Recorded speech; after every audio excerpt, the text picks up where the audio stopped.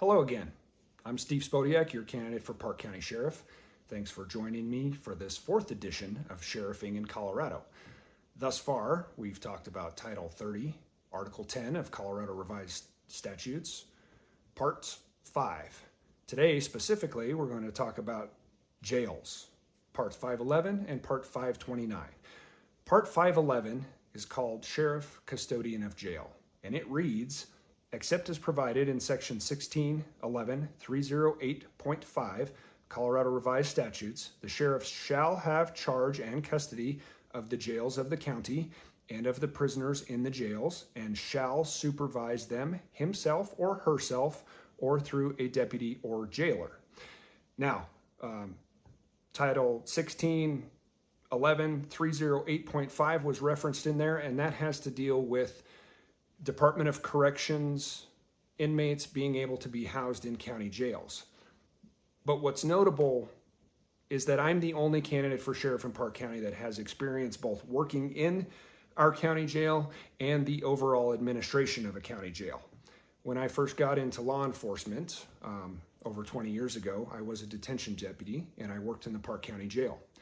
At that time, we had an average daily inmate population of more than 200 inmates, and we were responsible for the overall safety, health, and welfare of the inmates there.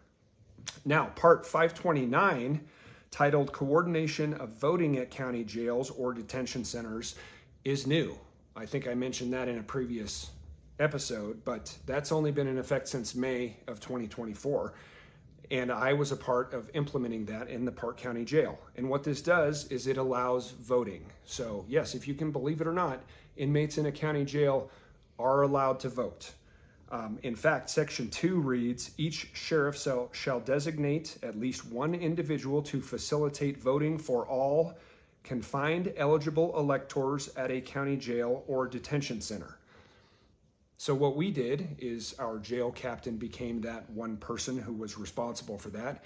And working together as a team, we found locations within our facility where inmates would be able to have privacy in order to vote. We developed processes for circulating ballot information booklets so that inmates could be educated on their vote. And we also coordinated with our county clerk in order to make sure that inmate votes would be counted. So again, I'm the only candidate for sheriff that has this type of experience with our jails. So thank you for joining me for another edition of Sheriffing in Colorado. I'm Steve Spodiak.